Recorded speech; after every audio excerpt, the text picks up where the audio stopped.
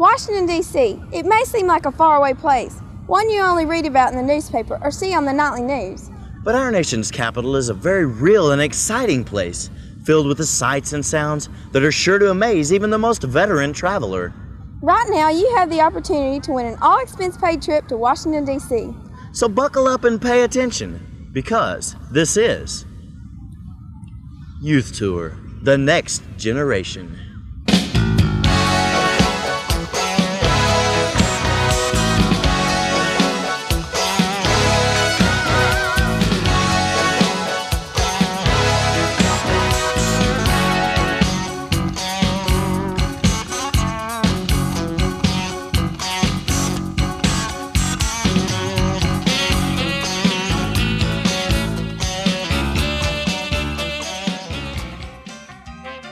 For more than a quarter of a century, electric cooperatives across Texas have been sending Lone Star State teenagers to Washington, D.C. But the expedition doesn't start here. It starts where you are right now. So take the time and make the effort to become part of Youth Tour, the next generation. It's an adventure you will never forget. When I found out we were going to have to take a 3-day bus trip, I was just really concerned because I thought it was going to be so boring, and turned out to be really exciting, and that's where you made your friendship. The Winter Games are just really special. You just have to be there to experience it. It is the tallest building in our nation's capital city and was built in honor of our nation's first president. The Washington Monument is a granite giant that towers 555 feet into the sky. From the top, you can see other landmarks like the White House, the Lincoln Memorial, and the Jefferson Memorial. Right now, in that building, they're printing money. Lots of money.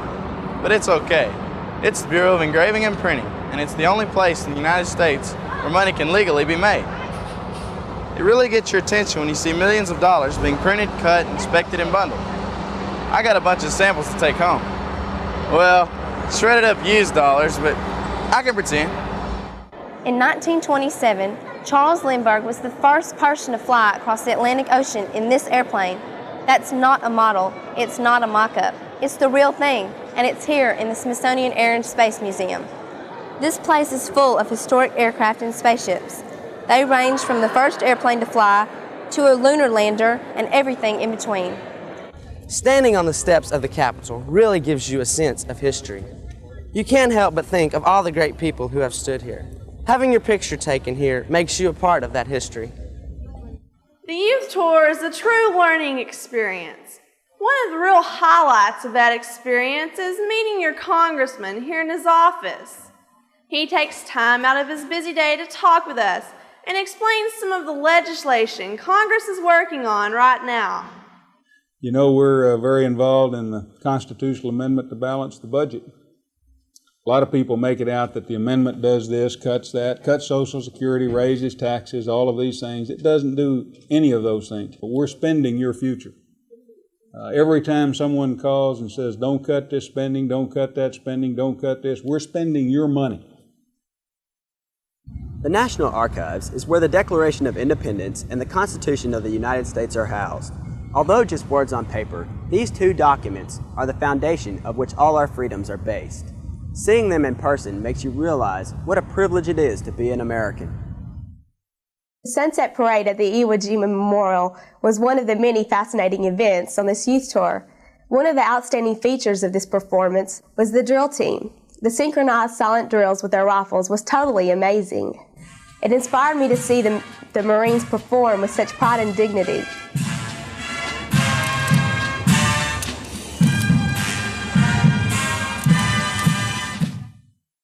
The men and women who work for the FBI are an elite group of people. Of the more than 10,000 who apply each year to become agents, only 600 are accepted. Here at the headquarters building, you get to see agents practicing on the firing range, forensic labs that can solve a crime with a single hair or tip of paint, and an incredible weapons display. We'd like to show you some of these things, but unfortunately, they are extremely classified. The next thing we did was to visit Ford's Theater, which is where President Lincoln was assassinated in 1865. Looking inside the presidential box was quite fascinating. It was much more elaborate than the rest of the outside setup. You can tell that a lot of care went into it. Below the theater there's a museum which has various information and artifacts on President Lincoln, his life, and his assassination. For more than a century, the National Geographic Society has been expanding man's understanding of his planet.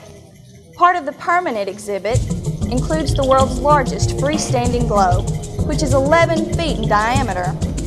There are also exhibits of famous expeditions in oceanography and anthropology. As a matter of fact, this guy looks a lot like my brother. No estate in United America is more pleasantly situated than this house. Those were George Washington's own words about his beloved home in Mount Vernon. This Georgian mansion has been completely restored to its original splendor. Walking through, you almost expect to see George Washington himself.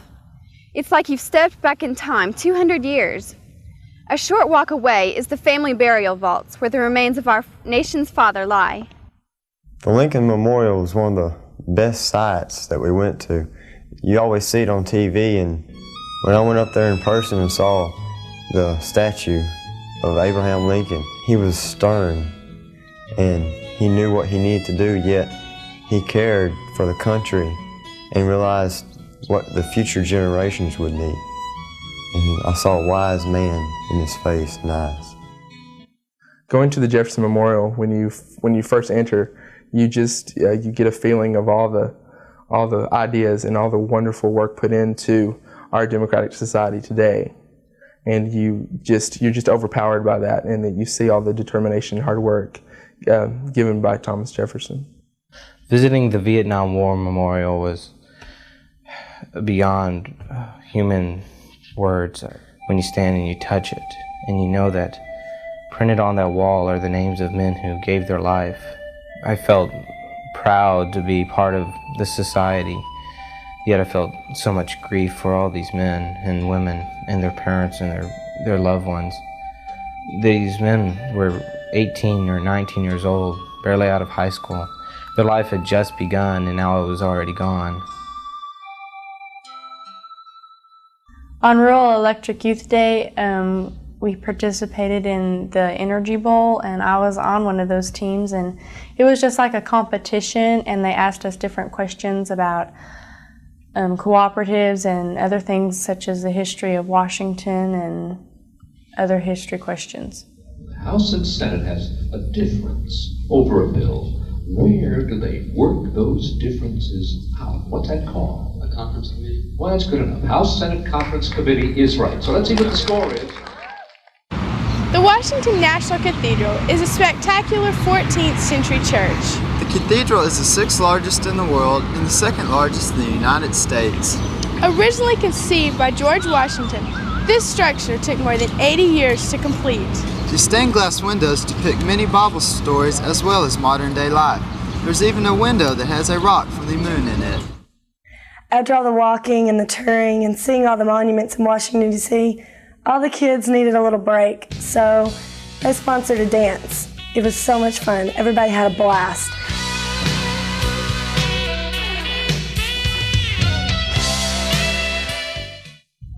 Arlington National Cemetery is the final resting place for more than 175,000 American soldiers who fought in wars from the Revolution to Desert Storm.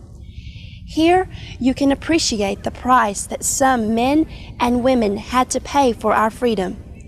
The tombstones form straight lines no matter which way you look at them.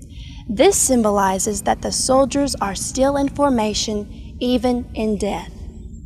I helped lay the wreath at the Tomb of the Unknown Soldier in Arlington National Cemetery.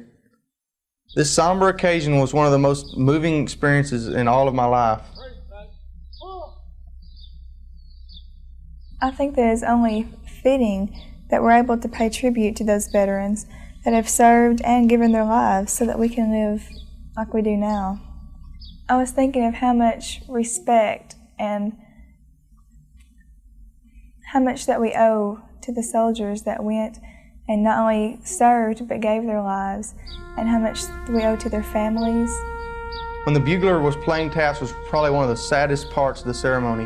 It made me realize that all these people that had died all had mothers, fathers. I was so moved by how much significance and meaning such a simple procedure could have.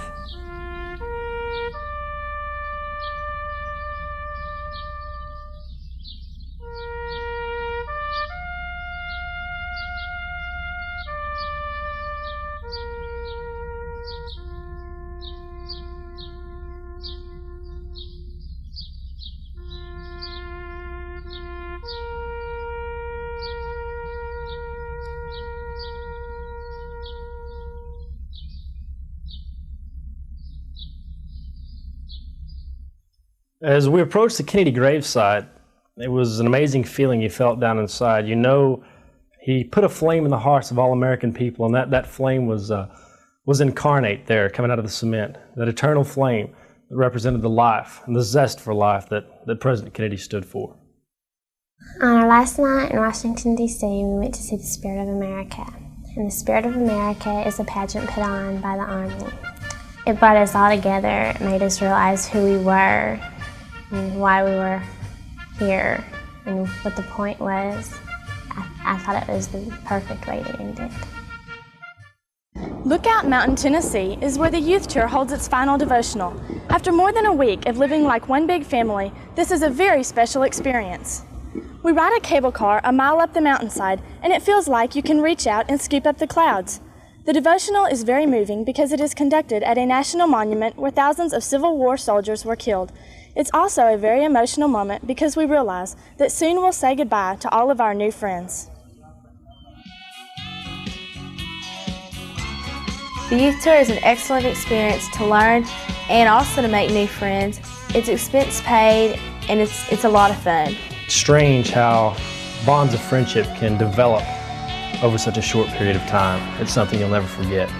It's the experience of a lifetime. It's something that you definitely should do. That's Youth Tour, the next generation, an expedition where you visit historic places, meet exciting people, and of course, feed your friends.